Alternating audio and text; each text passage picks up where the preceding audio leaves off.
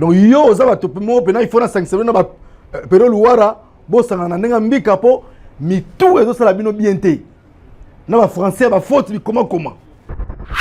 Oyo nyonso okomi pona Doudou Fwamba ministre de la finance l'argentier de la République ezali archi faux.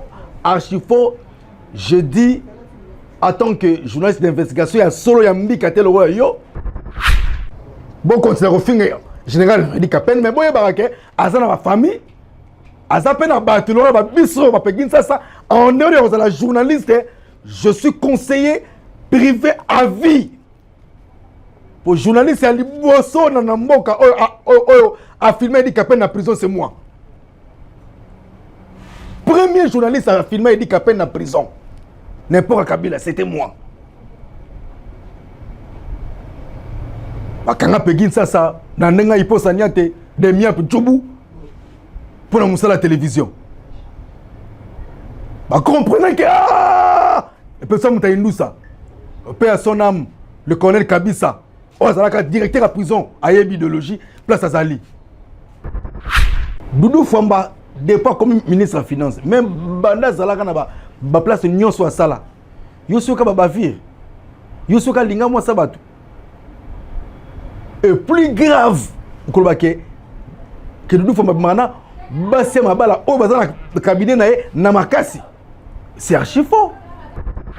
Si y a un enseignant ezali réajustement y a barème salarial. Donc yo journaliste ambika sans matière bilobela mwanza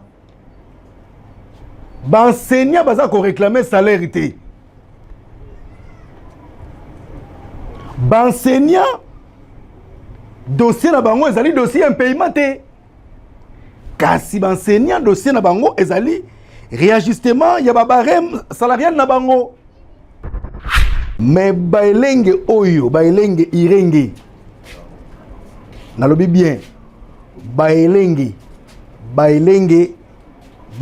irenge obuzo komona oyo petit oyo soi-disant journaliste ya mbika journaliste indépendant Moussa ko finga ba autorité après avoir créé l'article le kuta ko tumba ba kondi oyo lingi ko tumba mikolo oyo moi 2 jours oyo a tweeté buzoba mo ya kosakana te pona koloba ke ministre ya finance azali kosala buzoba na cabinet na ye ndeko soki ozoluka mbongo soki wazotinda yo c'est la source na yo au sein un cabinet ya ministre comme ko manaba sia mabala ko na cabinet tina bureau na ye et puis pour moto zo cop tout dossier moko et le cafo retour commission et salama oyebi Doudou Fwamba te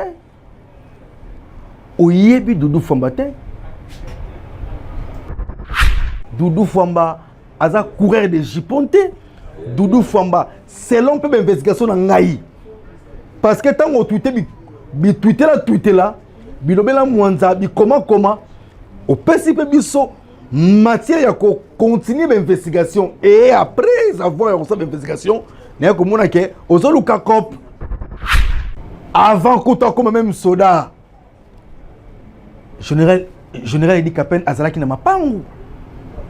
Est-ce que pour le lot a commis général a ko boto la mutu mapangu to lupangu mutu zo tin la bino bo diaboliser to bo tanga comme général pas na ba télévision na ba réseaux sociaux pour déstabiliser comme ya mwana nzambe boyo salaire. Maman Olive Lembe Kabila moi c'est Joseph Kabila abo trop ma pango belage ya général Edi Kapen tant ba kangi Edi Kapen à côté prison banda ko belé Edi Kapen ya GB banda ko belé Edi Kapen ba botola lelo Edi Kapen facha sekou saye a commis na fonction akolo ba peke mo ngala na botola mapango na ngai na so mapango na ngai. Est-ce que c'est ça non?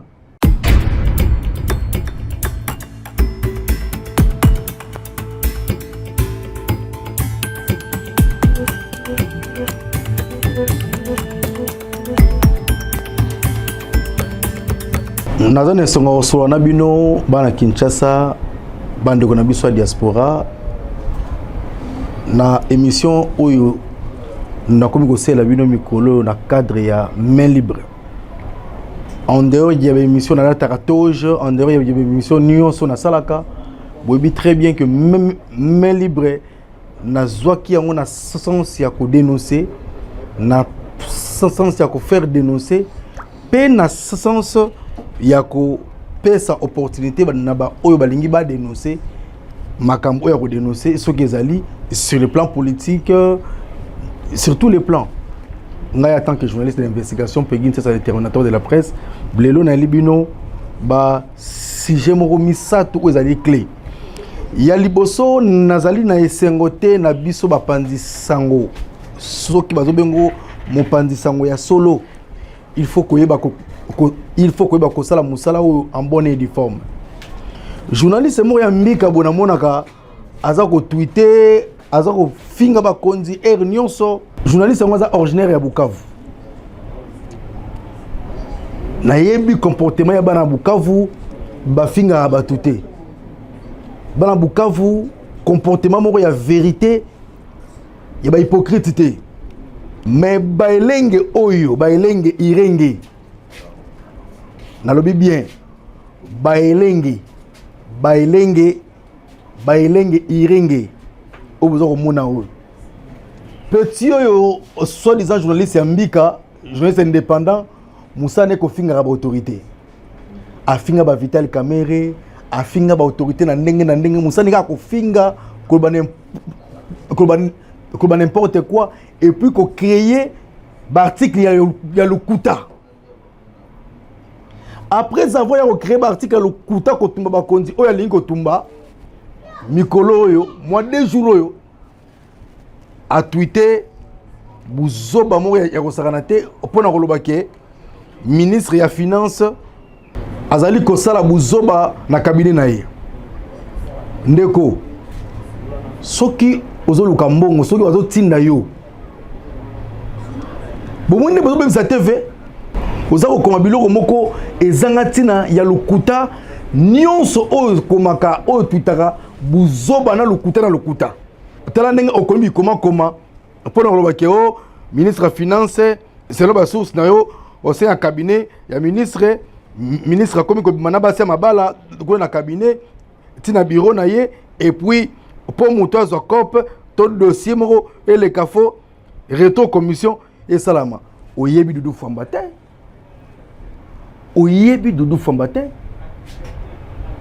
kendo ko tuna bana kisangani ba biso qui est Doudou Famba kendo ko tuna na DGDA qui était Doudou Famba kendo ko tuna ba entourage ou bien tuna sala vraiment investigation. Doudou Famba c'est un homme effacé. Doudou Famba aza coureur de jiponté. Doudou Famba selon peu d'investigation na ngai parce que tant on tweeté tweeté là bilobela mwanza bi comment au principe biso matière ya ko continuer l'investigation et après avoir reçu l'investigation na ko mona ke ozoluka cop Moussa na yo ko finga kaka ko koma n'importe quoi pour autorité oyo nyonso okomi pour na Doudou Famba ministre de la finance l'argentier de la République ezali archi faux. Je dis en tant que journaliste d'investigation ya solo ya mbika telo yo petit moko ya dimi na évité so comment journaliste na mbula nini na enseignant yo éthique na enseignant éthique et déontologique et pour na éviter ba donner wana na zo kosa yo donc yo za ba topimo pena il faut na sanctionner na ba pero luara bo sanga na ndenga mbika po mi tout ezo sala bino bien te na ba français ba faute bi comment petit yo. Donc Moussa TV on komi kaka boye olalo la muki au tweeter Lokuta pour publier place oyo zali baro de TOP yango ba bino yo boye so ba kangi bino et okoma o ministre kangi sibatu o kingani même place o kimi wana yala Kinshasa wat yala Kinshasa ne connaît pas ce Keba. Mangala muta Doudou Famba te. Mais nazali ko défendre batu oyo bazali ko accompagner vision à chef de l'État na loyauté, na sincérité et na fidélité. Doudou Famba dépend comme ministre des Finances. Même banda zalaka na ba place nyonso a sala. Yosoka ba bavir.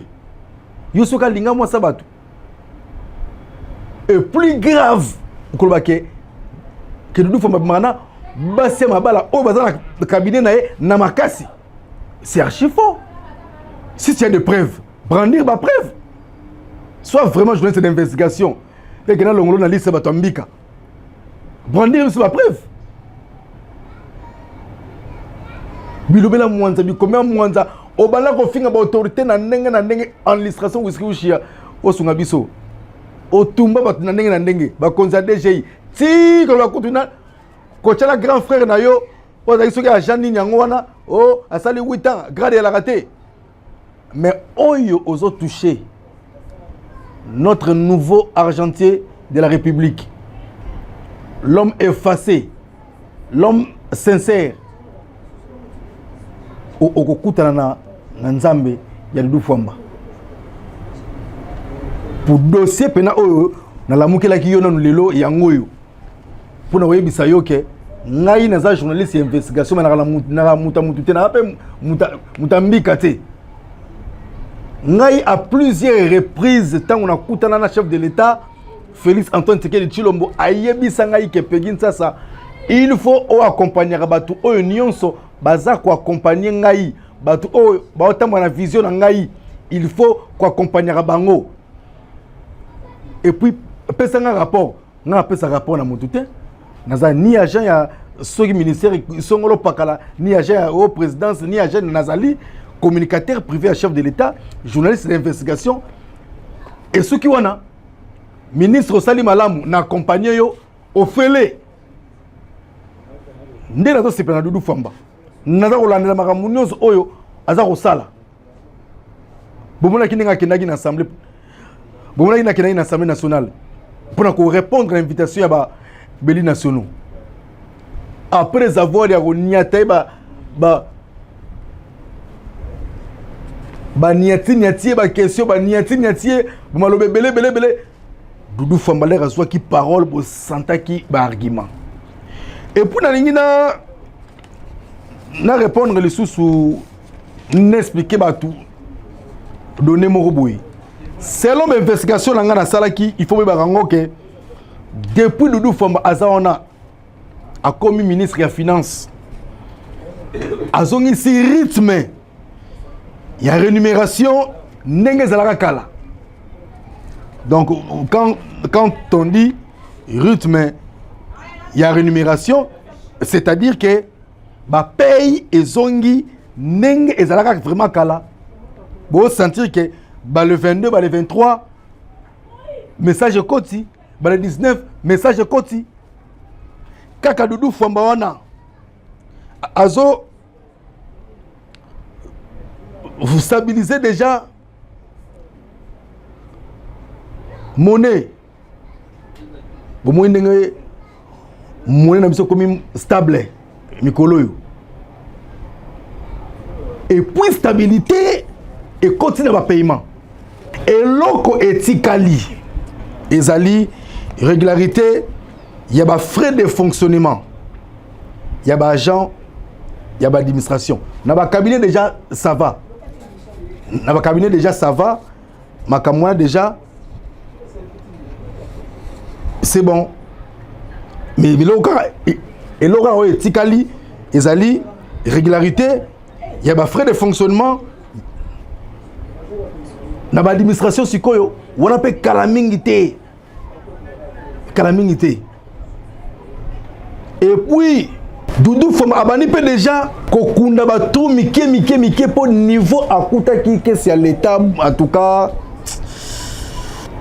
akuta ki ba trou mingi na kesi ya l'état bondi melangai il fallait ki nanu Doudou Famba a recadrer nanu ba recette pour kesi ya l'état trésor public et vendre vraiment et vendre sama solo avec impact na idéologie. En ce qui concerne les enseignants Benseignant boyo kanga malamu.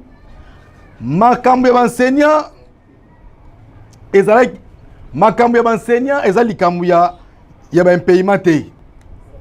Dossier ya benseignant ezali likambo ya impayement te. Dossier ya benseignant ezali réajustement ya ba barème salarial. Donc yo journaliste ambika sans matière bilobela mwanza benseignant baza ko réclamer salaire te. Benseignant dossier na bango ezali dossier impayement te. Kasi benseignant dossier na bango ezali réajustement ya ba barème salarial na bango. Yango ne baza ko telemela. Doudou Fombape déjà azobongisa déjà budget pour na bango malembe po makambwana esila avec impact na idéologie. Kasi senga na bino boye baka Doudou Fomba ndenga répondaki Béli du peuple et ça là inga plaisir bola na mo extrait oyo pona osepelisa ba kinois ba congolais oyo bozana diaspora peut-être bozana matière té en ce qui concerne ndenge finance ya mboka za kotambola ndenge ministre ya finance aza kosala musala na bana kosunga bino na mwa ba données oyo ngana nango ba matière na nango po boye baka ba ministre nini baza kosala kitoko pe oyo bazali kosala na intérêt ya population ya mboka na biso et puis oyo baza ko accompagner chef de l'État malamu avec impact na idéologie. C'est parti en image.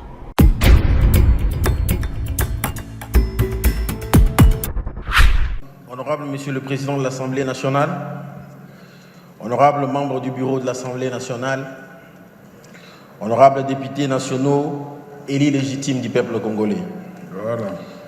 La présente session budgétaire m'offre l'occasion de m'adresser à votre auguste Assemblée pour soumettre à l'examen et au vote des élus légitimes du peuple, et c'est au nom du gouvernement de la République démocratique du Congo, dirigé par son Excellence Madame Judith Suminwa Tuluka, les projets de loi portant réduction de comptes de la loi de finances numéro 22/071 du 28 décembre 2022 pour l'exercice 2023, tel qu'adopté par le 10e Conseil des ministres tenu en date du 23 août 2024.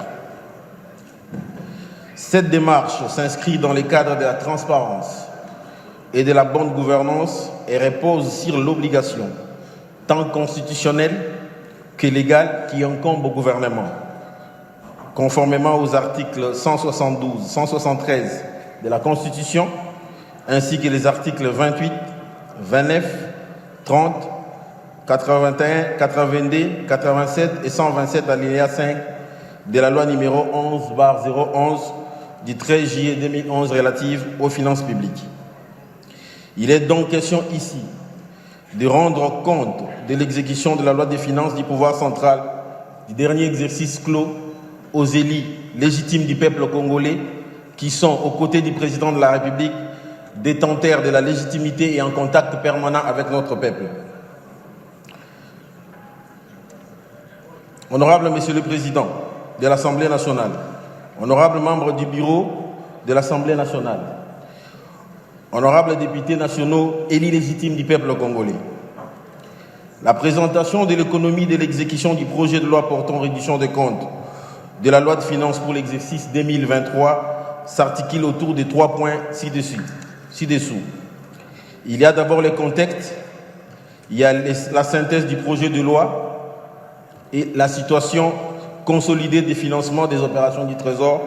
Et enfin, il y aura la suite qui va être consacrée aux principales articulations du projet de loi sous examen.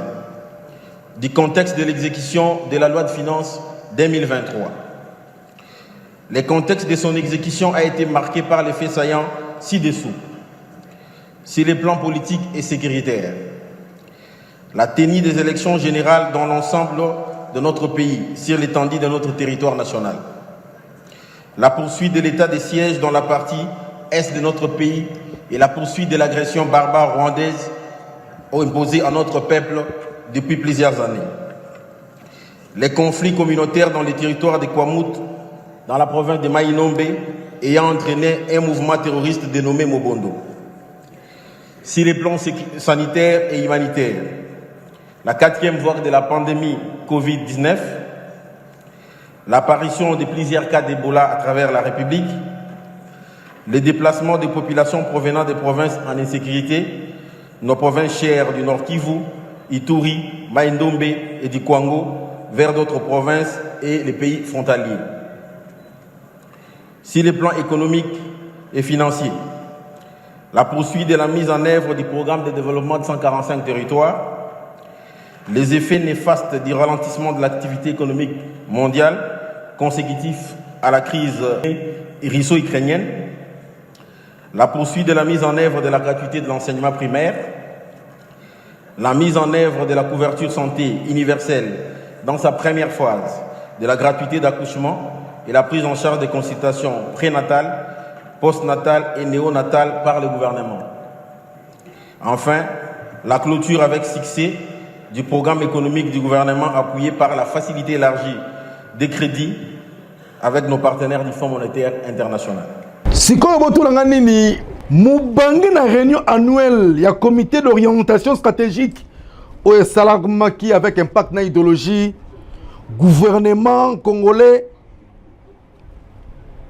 ezo bénéficier na construction il y a 700 salles de classe et accompagnement il y a 28 000 enseignants oyo barokene na retraite makamunyo soana eloba maki avec impact na idéologie yengezo la minga rolobezali minu ngaimbanga pasi na osangisa mona quelques éléments oyo excellence Doudou Famba azali toujours opérationnel naza kolandela lisu Nicolas lisu pona kolakisa bino ndenge nini ministre na biso ya finance aza kotambola avec impact na idéologie tout en vous rappelant que naza ni membre ya cabinet ni communicateur na ye na mona epeno na bureau na yete na senga epeno la arrêté mais en tant que journaliste d'investigation peut communicateur privé à chef de l'état ngambo na zo tango to sola na fachi yo zalaki te lakisa vidéo no na fachi te lakisa photo no na fachi yo fachi ya bisa onini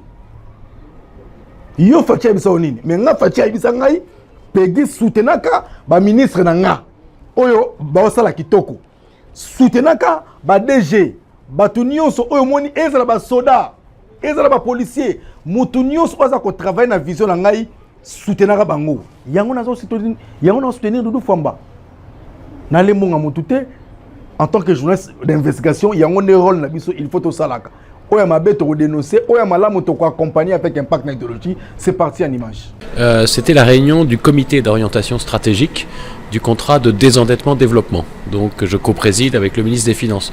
Donc le contrat de désendettement-développement, c'est un mécanisme assez simple par lequel la République démocratique du Congo rembourse la dette qu'elle doit des institutions françaises et ces fonds sont tout de suite rendus au gouvernement congolais pour mettre en œuvre des projets de développement.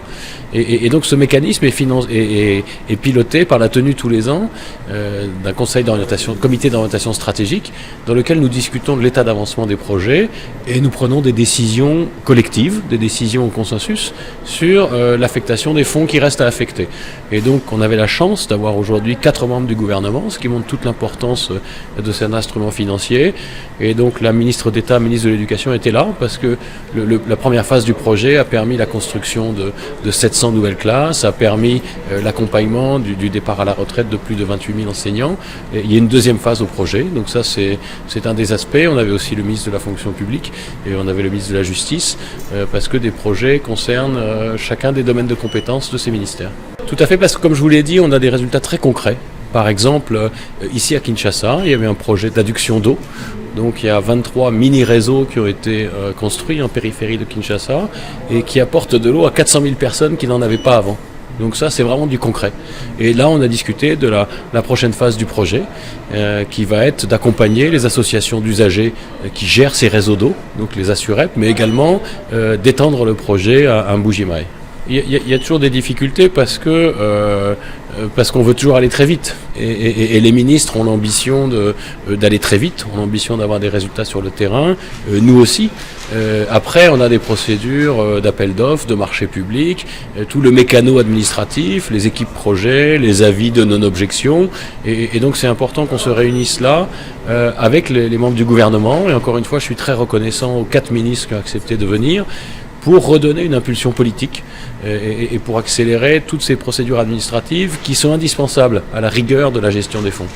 Dossier Ami Balé, ezali dossier ya général Edi Kapend ou azali commandant ya 22e région militaire kuna na Grand Katanga bana batoto Lubumbashi batoto ya Okatanga Jambo Yeno musicheke tunapima Swahili di nazo comprendre te mpese nini asui batu mususu oyo balingi ba diaboliser kaka kombo ya général Edi Kapend ezalaki liboso bazobrata batu mususu soi-disant bato ya IDPS mususu oyo basangelaki général Edi Kapend mpona kofinga ye ekoloba n'importe quoi tola mkaboye mwana mwasi oyo tozomona mwana mwasi oyo oyo bozomona oyo banda na ye kotumba général Edi Kapend o lopangu ya ndeko na biso lopangu ya Alain lopangu soki ya nani est-ce que boyebi Edi Kapend yango oyo bozoloba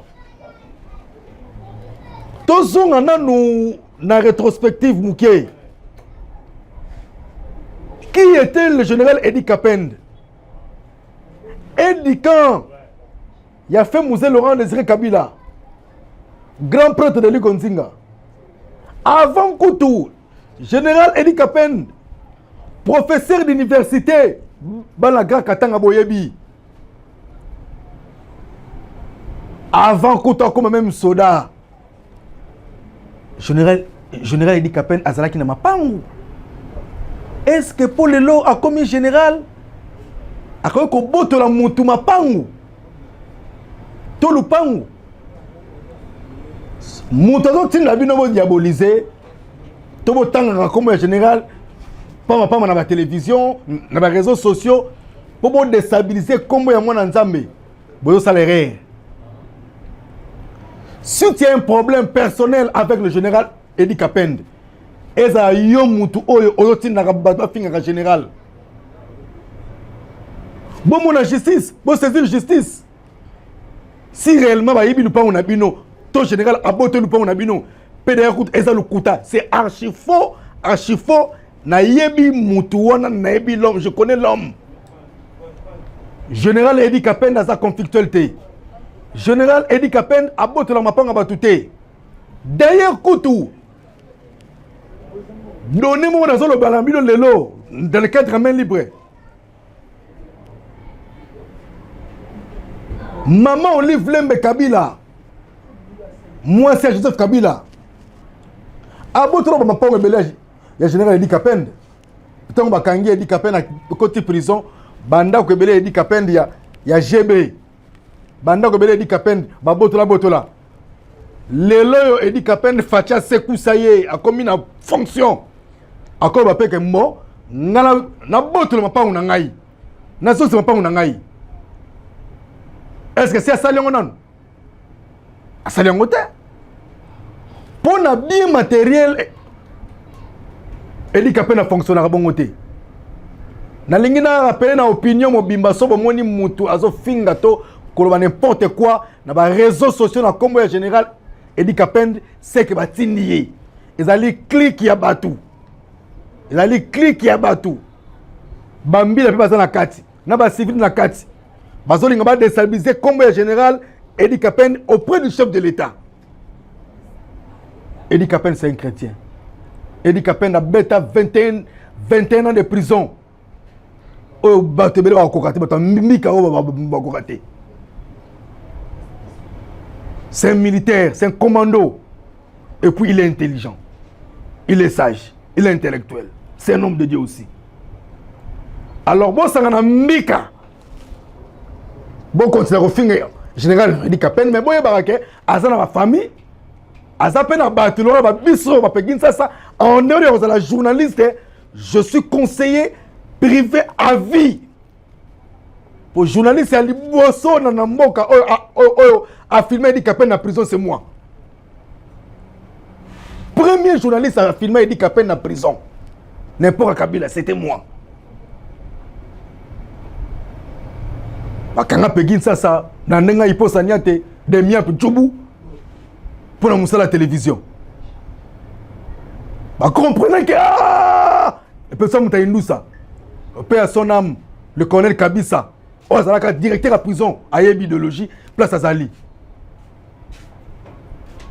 Edi Kapende à Zanani.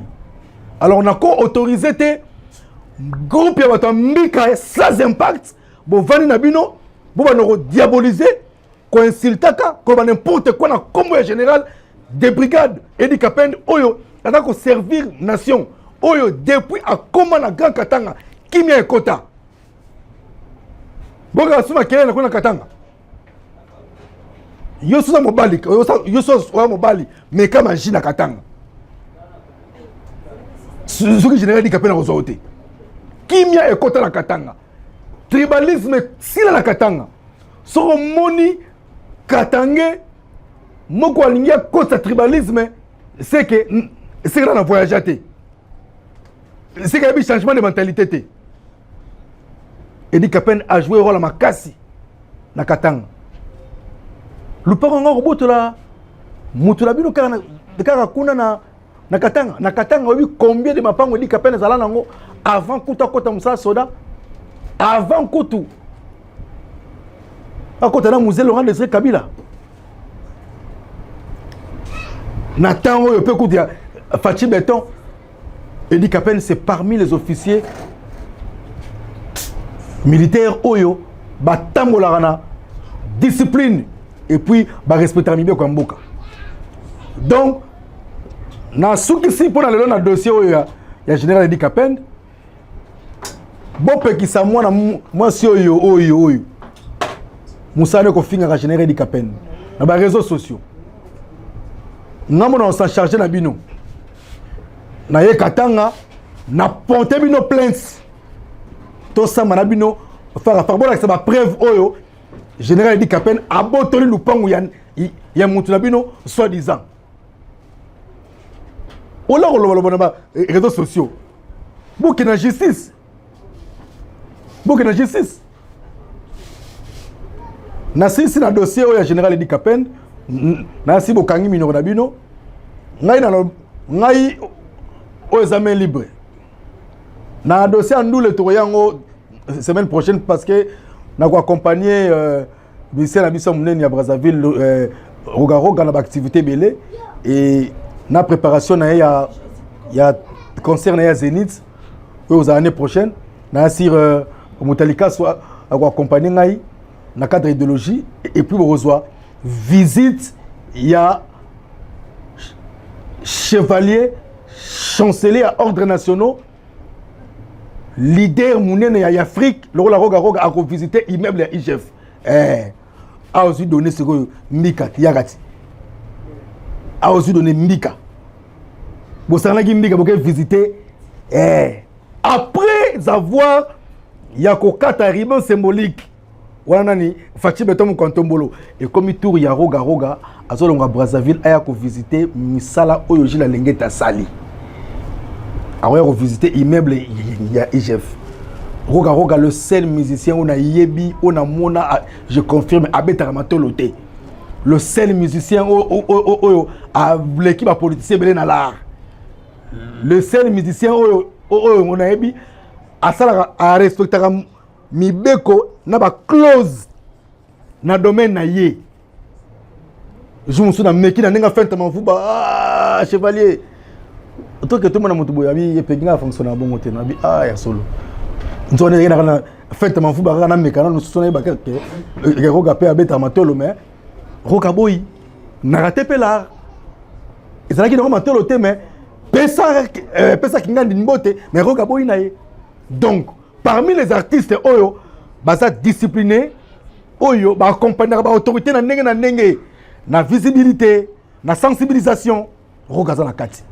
Donc et puis quand je suis à Brazzaville Roga me reçoit attends que Pegin ça journaliste d'investigation et puis Valère Yamoutou au sentir que Roga Yambi appelle sur Valère non ça va Roga zo appelle Kinshasa songi nzamba lingi to kokutana to lia indu sana Roga po ngamu na ko chambanga po ya histoire à part ça kai baba so mutabi histoire ya Roga du 1er au 30 après hier moi mukie ngai po mbuta to kochena liste ba journaliste te po mbuta da massa ya Roga mutalika to kochena makambo te pour yeza massa ya Roga mais ngai journaliste indusa oyo tous les journalistes à Brazzaville ba yebi ke ngai na nolongwa kisasa na koma Brazzavillois ba Sheina Okunga ba Fiston ba boze belé ba Kanati boze belé Ludovic abia tombola boaka paix à son âme hein Vogel de Sibel boyebi qui est Pegin Sasa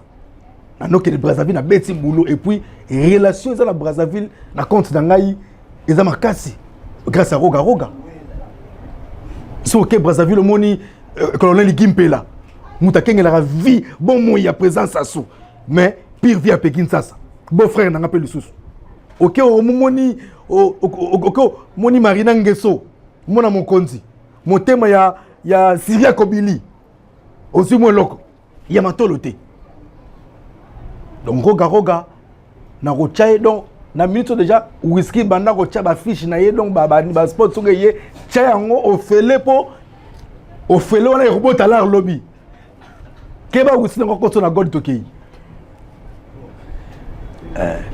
et puis semaine prochaine ba yambanga pa mutalikasu to ta histoire à Liboke parmi les émissions mo ya bien na ba YouTube bonike ça sera la promotion ya chaîne YouTube mususu mbosa bonaka mingi na Liboke TV ya mutalikasu Liboke nge TV ba émission mo ya bien classe ya mikate ya mabanga pété ya hote boni programme mouvement internet baby moni mutalamu galali boyo boni programme mouvement mutalamu ki boye a créer sujet abanika ko finga yo boy internet baby biso le to bané ba TV on a ba 1999 internet zai na gaz te YouTube zai na gaz te WhatsApp za la écoute te mais lelo TV ata mutazuka téléphone ou comme journalisme introduction en français. Mesdames et mesdemoiselles, messieurs, c'est votre chaîne Kingani. Balagi ça ça na mafula. Ngai. Yango monike to izonga la politique pour te comprendre indusa. Pour chronique musicale et koti autoroute mabe. Nanenga mbika. Yango moni j'accompagne le chef de l'État pour nga neba Fachi na grâce à Ndouli. Fachi béton en autre la génie polémique. Yango ne mema biso. Gérant hommage à ma musicien oyo grâce na bango oyo pe na côté la politique. Weranson, le roi de la forêt. Merci. So we baraté grâce à Weranson, ndenga Pegin ça na ko comme attaché de presse privé à Papi Nyango, ancien ministre sport. Pour na voyager na Weranson na Bandundouville, na ke reportage, il y a opération Totonga Bastade. Na sali boulot kitoko, Papi Nyango a redécouvrir qui est Pegin Sasa. Malama na côté cabinet politique. Grâce à JB Mpiana, malgré que na yebana kalana Gentini Ngobila Mbaka. Mais commentaire ya JBP Sovaki pour na côté la ceinture ya Gentini Ngobila Mbaka en tant que attaché de presse privé pe lisusu, membre du cabinet, pe membre de la série de communication, il y a gouverneur Gentini Ngobila Mbaka. Grâce à Pouipe ya JB. Grâce à Fali pour pas occuper Brazzaville. Moi des trois politiciens moi mboka afala bi o peki bo rapé mututele boy sala pepe boy et kanamida Syria Kobili Marina Ngeso et Komipe ya solo. Donc le musicien aussi nous aide beaucoup par rapport à Marambele. Grâce à Roga. Oui oui baba vie belé na Brazzaville. Les autres na matanga na Brazzaville. Beethoven Yombo Germain Pela. Grand prêtre de Lukonzinga, pena, monde de culture. premier manager ya Laurent Mbongo na Brazzaville, c'est lui. Sur Laurent Mbongo akenda Brazza bakacha danser bitofe yombo. Na structure na GPY n'habite bana ba retirer Rogeron malamu vraiment bitofe yombo. Toko bossa na raté na zoba Mbongo ebele pas bitofe yombo Germain na bossa na raté fait na médaille Milandu na pointe conseiller chef de l'État mais kolo émission tam tam tala mon konza moko a récupérer de côté na présidence conseiller événementiel tous les événements culturels tous événements nini maître cérémonie il fait na biso médaille Milandu donc to souri si pour lelo zera moi mise au point muke pour l'accepter que ceux qui osent la moussa no bien même la chronique musicale et comme me peut cop na politique nengi basakai baba soué grand prêtre de l'Ikonzinga le vieux Likasu bouliste na robosa na kao jamais mais message on a pas ça boye bisa fait na ngaji la lengete akostika la toujours fait na ngai na boya mbongo ya bato ya opesa nga $15,000 tout ma vient na lengete sala bonabi je préfère de mourir debout na mia na kufa mia kikena zo larne 15,000 ekanga na kingo pona tumbaka vient na jila lengete kei bato ba diaboliser nga pa jila lengete nga na peki sasa na la nga lote le to bandi nusa IGF wana bo combattre même apo ipan makasi to buna makasi ma po ipan wana hein yo kolinga jila lengete koleka leki na ye mbo musheni yo kolinga jila lengete koleka de la République Ada yo kolenga jila lengete kolega Willy Musheni o ko tapé na sentir yo kolinga jila lengete kolega vinanga matu Canada to kolega bana ya bendela lena no filmer mboka ba jila lengete kei na bendela na mai ndombe samedi oyo tokozala na Kinshasa Télévision inauguration peut ouverture officielle ya chaîne ya grand frère propre Marius Munga tala bayaya na biso mususu bangoyo Marius Munga ke ba mikili humilié na ba mise belé na mboko yo mais moi na mbali soki na kufite ba serara été tala lelo journaliste oyo ayamba Fati Beto na VOA et chez les Américains, ayama Fati Beto aliati talanginga jo. Et puis les loyo, et puis ça les chaînes à télévision, to chaye poids pour ma chaîne ebelé à télévision, batala émission monko. Oh rien que Liboke TV à Pamba, et l'équipe à chaîne na bino na mbika wana. Chaîne à Canal Plus ya mbika batala émission monko. Programme batala émission monko. La chaîne à mbika mpavala. Parce que côté Marius Munga keto ninga Marius a chaîne t'as la chaîne de Marius Munga matériel na rocha Marius Munga poa puis na robena mo émission la ngai bo na kinoa mutaindusa mutambanga ngala na tina osala TV tengala mutambanga parce que bato bele basali ba chaîne de télévision na programme ya ezanga tina programme 0 batala émission moko chaîne munene batala émission moko vedette émission azaka moko ya la raté. Merci beaucoup to komi na suka donc moi résumé mukie na lobela ki makambo ya excellence Doudou Fwamba ndenge journaliste oyo mbika oyo tala oyo whisky tala na photo musale ko finga bon autorité ko kosa makambu pona ministre na biso ya finance Doudou Fwamba oyo ezali lukuta ezali archifo et puis dossier général Edi Kapende oyo baza kwa kize ke abotoli ba mapango batu soki lupango ya monsieur Aleni nango ya mbika c'est archifo moi so na kebisi oyo musanika ko finga autorité ole akena justice mais yemo alo se faire justice avec les réseaux sociaux pour na contre autorité militaire oyo azo cha kimia na Katanga sur le chef de l'état mais batu oyo ba na bino bato na solo kawana ba rozonga bato kala mingi te et puis na chala ki bipe bino ndenge nini tolobeli misala oyo son excellence du Famba azako sala et puis reconnaissance nangai envers grand ministère mboka na biso surtout roga oyo azala mbange na ma concert na Zénith de Paris année prochaine nga pe na rozala ngikembalo Pegin Sasa à Rosana Zénith, je vous confirme. Donc Pegin Sasa Rosana Zénith, Pegin Sasa Rosana Zénith au Bangate, Roga Azoyakin pour moi 2 3 4 émissions pour Roga c'est le seul musicien où sera salué sera sénateur ou tampafala émission donc à full journaliste. Donc et puis Roga chevalier mon cigare mon carnet salara et ça moi bien et puis na salaire reconnaissance nanga pas baouer rançon j'ai bien piano fallait pour passer c'est grâce à eux aussi que to taper monde ya politique yango to robo ça raté Fachi Beton quand on le pire vieille idéologie tout à la moto et ça la repasse Nena carrément photo na Fachi. Je suis conseiller, conseiller président. Ouais, photo na président. Président est bio. Ah. Et monsieur Silia, petit nanga binen sa zo zelanga na habité so lukelanga nini na habité. Boya botu nanga binen sa lingi nini. Jampi tonini na habité quoi.